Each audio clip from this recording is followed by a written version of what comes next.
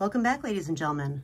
We are on day 3 of chapter 2, which is section 2.2, day 1. We're looking at density curves, the 68, 95, 99.7 rule, also known as the empirical rule, and the standard normal distribution. So by the end of this lesson, you'll be able to use a density curve to model a distribution of quantitative data, identify the relative locations of the mean and median of a distribution from a density curve, use the empirical rule to estimate first, the proportion of the values in a specified interval, and 2, the value that corresponds to a given percentile in a normal distribution.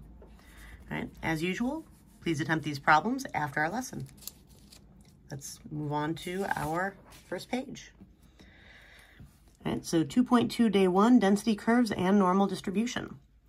All right, you can read much of this information in pages 109 to 113. So density curves. What is a density curve? What area is under a density curve? And why would we use a density curve?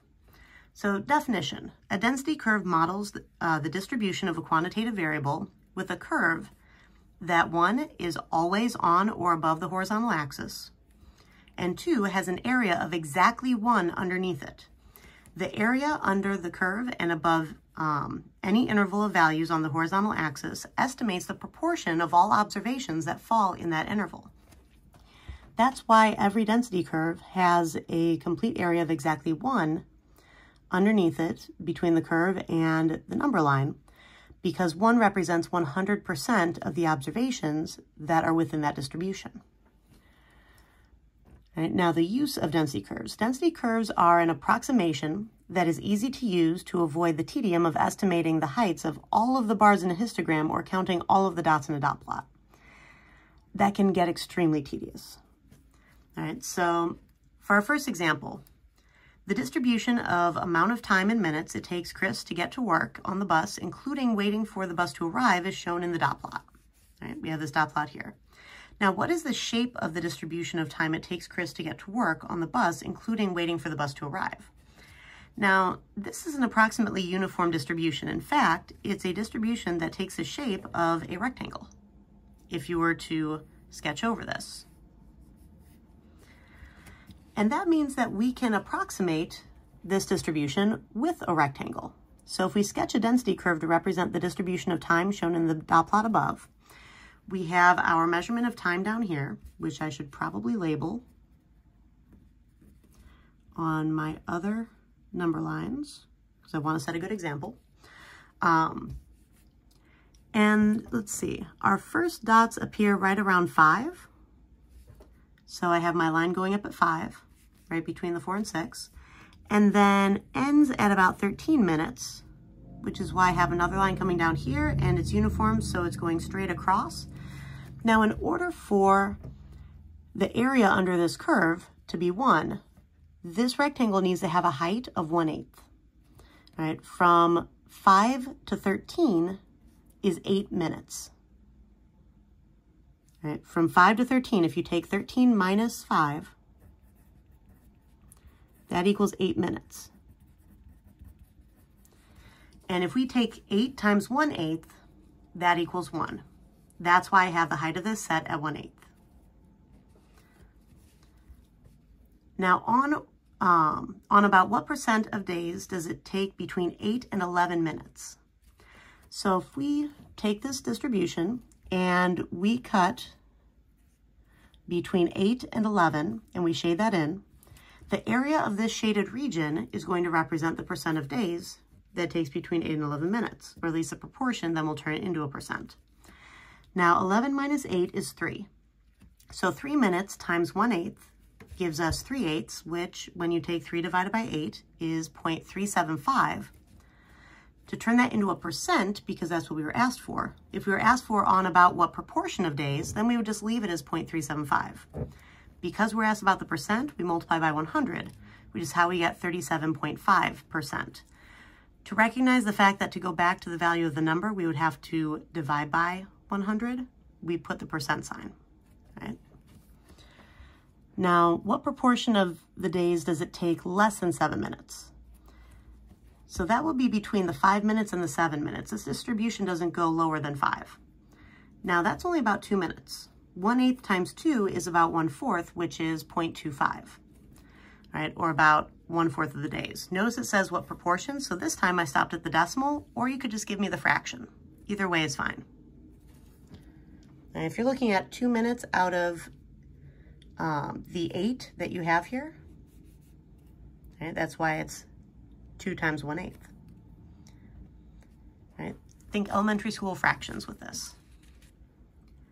Right? Let's take a look at the next page. Now, when we're describing density curves come in many shapes. So as with the distribution of a quantitative variable, we start by looking for rough symmetry or clear skewness. Then we identify any clear peaks.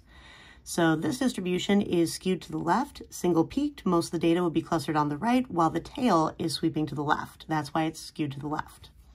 Roughly symmetric, double peaked for this one, right? It is symmetric. And there are 2 peaks, one to the left and one to the right. Skewed to the right, single peaked.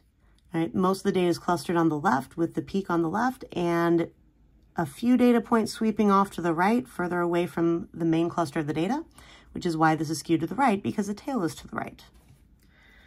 Now, our measures of center and variability apply to density curves as well as to distributions of quantitative data.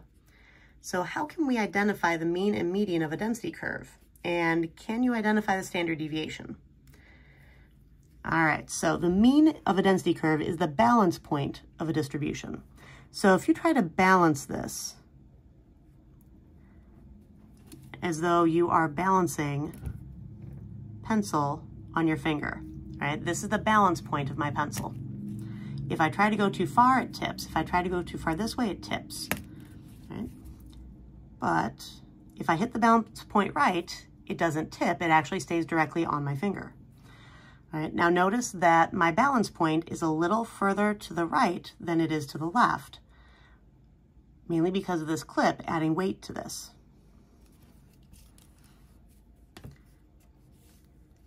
All right, so I needed a little bit more distance on the left than I did on the right in order to actually hit that balance point, just like with this. Now the median of a density curve is the point with half of the area on each side. The mode is found at the peak of the density curve, hence why we call single peak distributions unimodal, double peak distributions bimodal. The mode is the peak. Now, something to note, a symmetric density curve balances at its midpoint because the two sides are identical, so the mean and median of a symmetric density curve are equal. Now, in a skewed density curve, the median is harder to estimate. The median will be slightly beyond the peak in the direction of the longer tail to split the areas equally. In a skewed distribution, the mean will be pulled a bit further than the median toward the longer tail. All right, so if you take a look at this, median and mean in a symmetric distribution are going to be at the same place. The balance point is the midpoint. Now, in this one, the peak is where the mode is. A little bit beyond the peak in the direction of the tail is where the median will be found, and a little bit beyond that median is where your balance point will be found, where the mean is. All right, now remember, the mean is not going to be pulled drastically beyond the median, but it will be pulled a little bit in the direction of that tail. All right, now standard deviation, that requires calculus with one exception, and we'll get into this next. All right, remember, this is a non-calculus-based statistics course, which is why I'm not getting into the formula. All right, now our second example. The density curve that models the distribution of quantitative data is shown below. All right, so right here. Identify the location of the mean and median by letter and justify your answers. Now, this distribution is left skewed. The longer tail is to the left. That means that C would actually be our mode, and a little bit to the left of the mode would be our median, and then a little bit to the left of that should be our mean. So B is the median and A is the mean. All right. In a left skewed distribution, the median will be slightly to the left of the peak, and the mean will be less than the median, which means that it is pulled even further to the left. All right, so this is my reasoning based on the shape of the distribution and where these are placed. Now, if you had something all the way over into this tail down here, that would be neither of them. That would just be a red herring, meaning a distractor. Okay, let's take a look at our next page. And this information on normal density curves, you can read from pages 113 to 116 in our textbook. Now, normal distributions play a large role in statistics, but they are rather special and not at all normal, all right, in the sense of being usual or typical. We capitalize the word normal to remind you that these density curves are special, meaning normal is treated as a name, right? And proper names get capitalized. Right? Now, what is a normal density curve? And how can you identify the mean and standard deviation? All right, so a normal distribution is described by a symmetric, single-peaked, bell-shaped density curve called a normal curve. Any particular normal distribution is completely specified by only two parameters, its mean and its standard deviation. The mean of a normal distribution is located at the midpoint of the symmetric density curve and is the same as the median. Remember, this is because the density curve is symmetric. Right. Now, notice that when your peak is lower, the standard deviation is wider. When your peak is taller, the standard deviation is a little bit narrower. Right? The standard deviation is the distance from the center to the inflection points on either side. If you trace these curves down, the point where the steepness seems to be changing, right? These are also something that we call curvature points. All right, so I can feel it right here as I kind of have to pick up my pencil to be able to keep moving with this. And I can also feel another one right about in here, which is close to the same distance. And I can feel another one right about in here. So I'm going about the same distance from the mean as I'm feeling these changes in the curve. All right, now, I have a plushie that I'm going to show you when we get into class that will help you to actually trace these physically with your fingers so that you can feel these inflection points. Right, now, you can estimate the standard deviation by eye on a normal curve. Imagine that you are skiing down the mountain that has the shape of a normal distribution. At first, you descend at an increasingly steep angle. Right, so very, very steep right here. It's getting steeper and steeper as you go out from the peak. Now, fortunately, before you find yourself going straight down, the slope gets flatter rather than steeper as you go down. All right. So this part right here, it starts to flatten out. The points at which this change of curvature takes place are located at a distance, sigma, standard deviation, on either side of the mean mu. All right, so those are the curvature points, the inflection points that I'm referring to. So it's getting steeper, steeper until suddenly it stops getting quite so steep. And I'd say probably, see here, about here, and then about here is where those changes in inflection, those curvatures change, right? Now, we abbreviate the normal distribution with mean mu and standard deviation sigma as capital N for the shape being normal, and then in parentheses, mu, comma, sigma for our mean and standard deviation. Right, now, example 3. According to the CDC, the heights of 12-year-old males are approximately normally distributed with a mean of 149 centimeters and a standard deviation of 9 centimeters. We've worked with this before.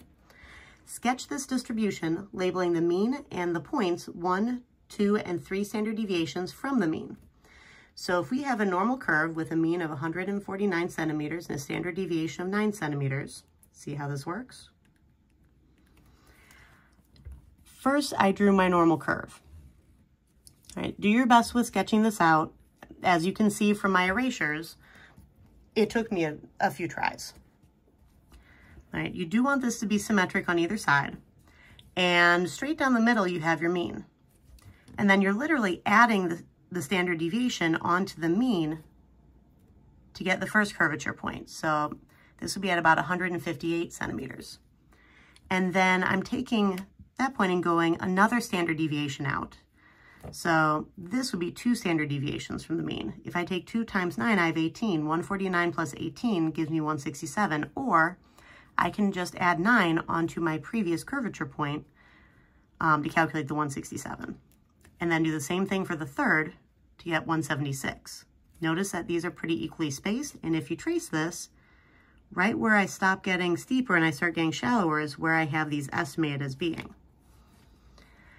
Now on the other side of this, 149 minus 9 gives me 140. minus 9 again gives me 131, and minus 9 again gives me 122, so that I have the 3 points that are 1, 2, and 3 standard deviations below the mean going outwards. All right, this is how you sketch a normal distribution so that then you can show the shaded region that we are wanting to find the proportion of. Let's go on to our next page. All right, so for example 4, here's a dot plot showing the scores for 50 students on an algebra test.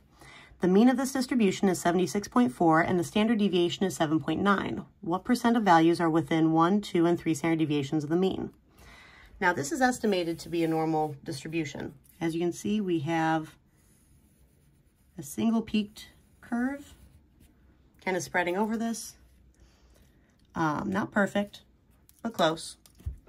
And if we look at the mean plus or minus 1 standard deviation, so the mean was 76.4. If I add a standard deviation onto that, so plus 7.9, that gives me 84.3. If I take 76.4 minus 7.9, that gives me 68.5.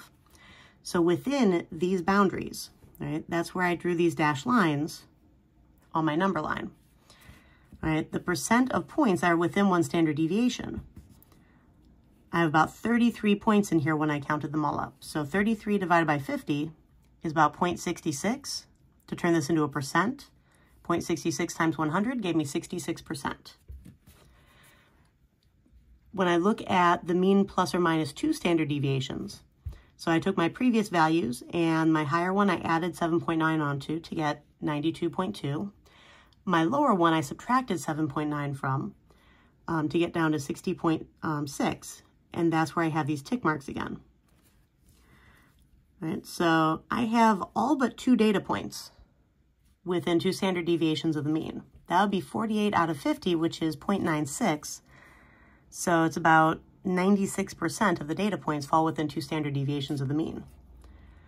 If I, once again, add my standard deviation onto my upper bound that I left off with, 92.2 plus 7.9 gives me 100.1. And 60.6 minus 7.9 is equal to 52.7. If I cut these off, now I have 100% of the data within these boundaries, 50 out of 50 of the data points. All right, now this is common in what you will see in a distribution that is approximately normal. It's one of the ways that we can determine if data is approximately normal. All right, and in fact, there is something called the empirical rule. And in a normal distribution with mean mu and standard deviation sigma, approximately 68% of observations fall within 1 standard deviation of the mean. So if you go out 1 standard deviation from the mean, you'll have 68% of the data within this region. Now, approximately 95% of observations fall within 2 standard deviations of the mean. Now that would be the total, including the 68% in the middle. All right, so 95% total here, leaving 5% for these tails. Now about 99.7% of observations fall within 3 standard deviations of the mean. So 99.7% within here, and then on these outer tails right here, about 0.3% total, 0.3% combined. All right, now we can use this information when we know that the boundaries that we're looking at are exactly on standard deviations from the mean. Right. So let's go back to example 3. Right, so this is when we were looking at, according to the CDC, heights of 12-year-old males are approximately normally distributed with a mean of 149 centimeters and a standard deviation of 9 centimeters. So I copied down the normal distribution that I was working with on the last page. So this is in centimeters.